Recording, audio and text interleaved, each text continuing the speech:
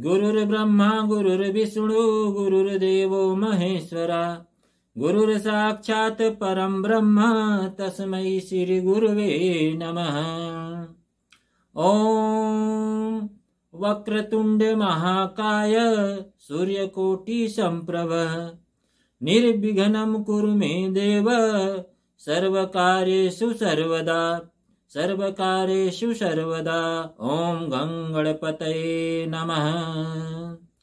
ओम सर्वमंगल मांगल्ये शिवे सर्वार्थ साधिके शरण्ये त्र्यंबिके गौरी नारायणी नमस्तुते नारायणी नमस्तुते। मित्रों, गुरु गणेश, भगवान शंकर, माता पार्वती को नमन करते हुए मैं इस चैनल के माध्यम से आप सबको नमस्कार करता हूं और आप सबकी मंगल कामना करता हूं। आज जो है हम इस चैनल के माध्यम से गुरु के महत्ता के बारे में कुछ चर्चा करेंगे कि गुरु की आवश्यकता क्या होती है। तो अभी अभी जो मैंने मंत्र उच्चारण किया है, गुरुर्ब्रह्मा गुरुर्विष्णु गुरुर्देवो महेश्वरा गुरुर्साक्षात् परम ब्रह्म तस्मै श्री गुरुवे नमः।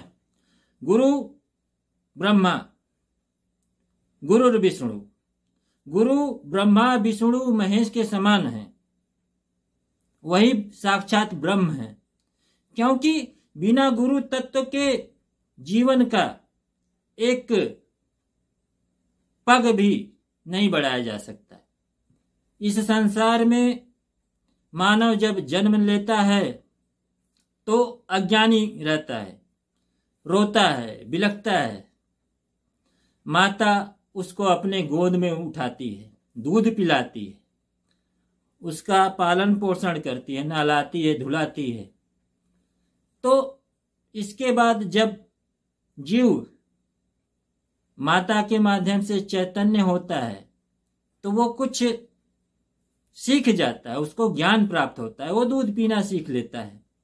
वो जो है अपनी भाषा में माता से बात करना सीख लेता है कि मैं इस प्रकार से चिल्लाऊंगा तो मेरी माता आएगी और मेरा ये काम करेगी, उसको पता होता है। तो ये भाषा जो भी हो, जो संबंध हो जाता है, जो वाइब्रेशन का संबंध हो जाता है, जहां से कुछ प्राप्त होता है, किसी भी प्रकार का ज्ञान प्राप्त होता है, वो गुरु तत्व ही होता है।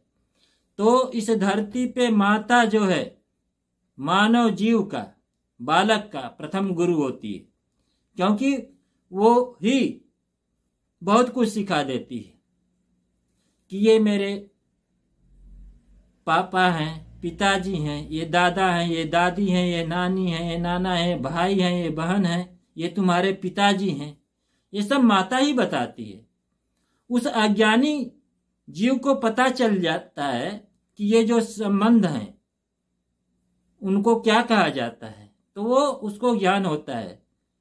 तो वो उच्चारण करके उनसे संबंध स्थापित करता है, जीवन की यात्रा शुरू करता है। वहीं से माता के गर्भ से ही जीव का जीवन शुरू होता है। धरती पे आने के बाद माता ही प्रथम गुरु होती है, वही बहुत कुछ सिखा देती है। वो बालक के चेतना को चैतन्य करने का कार्य करती है। और उसके बाद दूसरा गुरु पिता होता है। पिता भी बहुत कुछ सिखाता है, समाज में कैसे रहना है, क्या करना है, कौन कैसा है और कैसे जीवन यापन किया जाता है, वो सब पिता सिखाता है। सामाजिक व्यवस्था और जीवन यापन करने की शिक्षा दीक्षा जो है पिता देता है। तो वह पिता बालक का द्वितीय गुरु होता है। उसके बाद पिता ही उसे किसी कॉलेज में, विद्यालय में, गुरुकुल में प्रवेश दिलाता है। तो वहां पर भी बहुत सारे गुरु मिलते हैं। वो भी आपकी चेतना को चैतन्य करने का ही काम करते हैं, आपको ज्ञान देने का ही कार्य करते हैं। वो ज्ञान लेकर आप चैतन्य होते हैं, ज्ञानी बनते हैं। तो चाहे राम रहे हों, कृष्ण रहे हों, ऋषि मुनि महात्मा संत बैरागी जो भी रहे हों, उनकी सर्वप्रथम माता ही गुरु रही हैं, दूसरे पिता।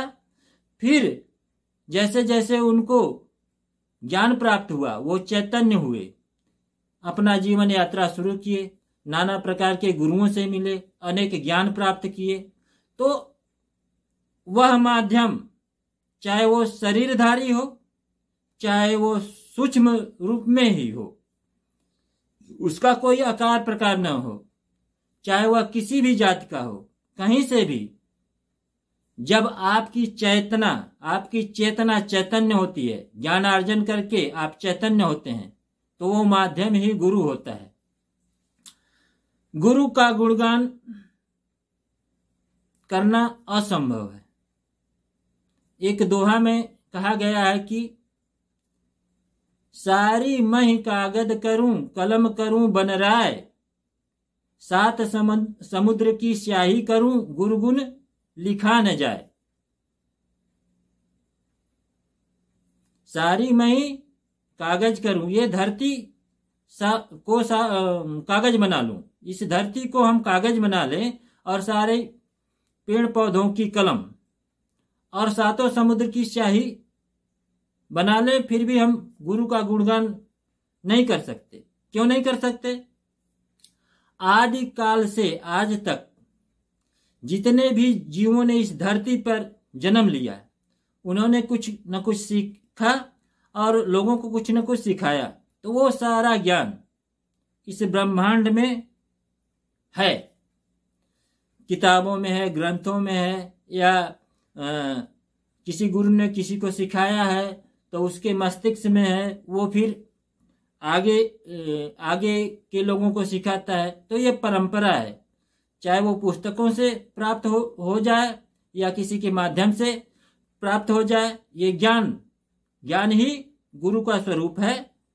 और जिस माध्यम से आपका जीवन प्रकाशित होता है, आपके जीवन में आपकी चेतना चैतन्य होती है, आपको अनुभव प्राप्त होते हैं, उस अनुभव से आप जीवन यात्रा करते हैं, जहां से जिस माध्यम से मिलता है तो वो माध्यम गुरु ही होता है। तो ज्ञान का न तो कोई अंत है न तो आदि।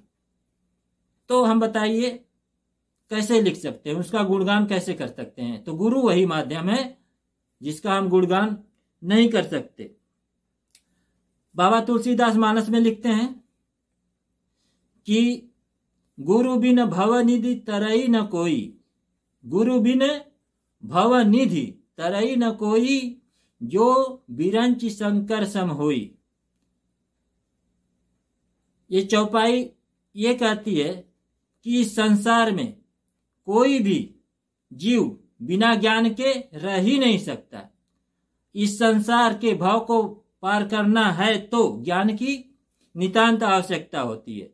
तो वो भगवान शंकर हो, राम हो, कृष्ण हो, जितने भी जोगी महात्मा संत बैरागी हों, सबको कहीं से न कहीं से ज्ञान अर्जन करना पड़ता है और जीवन जीना पड़ता है। तो वो माध्यम ही गुरु होता है। इसलिए गुरु की महत्ता का बखान नहीं किया जा सकता। तो मैं एक साधक हूं और साधना में भी कुछ न कुछ सीखा जाता है। सबसे पहले दीक्षा का मतलब गुरु जो ज्ञान देता है उसको समझना, समझ करके वो कर्म कांड करना ही साधना है। और गुरु जो भी शिक्षा दीक्षा देता है, एक विचार देता है, एक मंत्र देता है, उसको जपना, उसको जप करके स्वयं की चेतना को चैतन्य करना ही साधना होती है। आगे की वीडियो में मैं गुरु तत्व की साधना के बारे में बताऊंगा। इस वीडियो में जो मैंने मंत्र पढ़ा था, उच्चारण किया था, ओम परम तत्वाय शिवाय गुरुभ्यो नमः, इस मंत्र की साधना कैसे करी जाती है, इससे क्या प्राप्त होता है, इसके बारे में चर्चा करूंगा। इसके विनियोग के बारे में चर्चा करूंगा। और मंत्र जप के बारे में चर्चा करूंगा, कैसे जपा जाए, उपांशु जपा जाए, वाचिक जपा जाए, मानसिक जपा जाए, जैसे भी आप करना चाहेंगे मैं उसके बारे में बताऊंगा। सारा विधि विधान सही तरीके से आपके सामने प्रस्तुत करूंगा। और आप सभी को धन्यवाद, नमस्कार। मुझसे जुड़ने के लिए मेरे चैनल को सब्सक्राइब करिए, लाइक करिए। आगे की वीडियो में मैं सनातन धर्म के बारे में बहुत कुछ बताने वाला हूँ, बहुत सारे मंत्र बताने वाला हूँ जिससे आपका कल्याण हो। मैं साबरी मंत्र, वैदिक मंत्र और बीज मंत्र सब पर चर्चा करूंगा। उनका क्या रहस्य है आपके सामने प्रस्तुत करूंगा। मेरा उद्देश्य है कि मैं सनातन धर्म का प्रचार प्रसार करूं और आप सभी भाइयों को सनातन धर्म से जोड़ूं। हमारे तंत्र मंत्र के विज्ञान में बहुत सी दिव्य शक्तियां हैं, आप उनको जपिए, अपने आप को चैतन्य करिए और अपने जीवन में उसका उपयोग करिए। आपको निश्चित रूप से दैवी शक्ति मिलेगी, क्योंकि विचारों से ही ब्रह्मांड का निर्माण होता है। ये विचार ही उन चीजों को आकर्षित करते हैं जिसकी आप चेष्टा करते हैं, जिसकी आप इच्छा करते हैं। एक चौपाई आई है, उसको भी मैं कह देता हूं। जे इच्छा करिहु मन माही, प्रभु प्रसाद कुछ दुर्लभ नहीं। आप जो भी प्रेम से ईश्वर की भक्ति करके पवित्र आत्मा से अपने कल्याण के लिए इच्छा करेंगे, प्रभु आपके इष्ट, आपके देवता आपको किसी न किसी रूप में अवश्य देंगे और मिलता ही है। आपने आज तक जो भी विचार किया है, जो भी चाहा है, थोड़ा बहुत कुछ न कुछ आपको जरूर मिला है।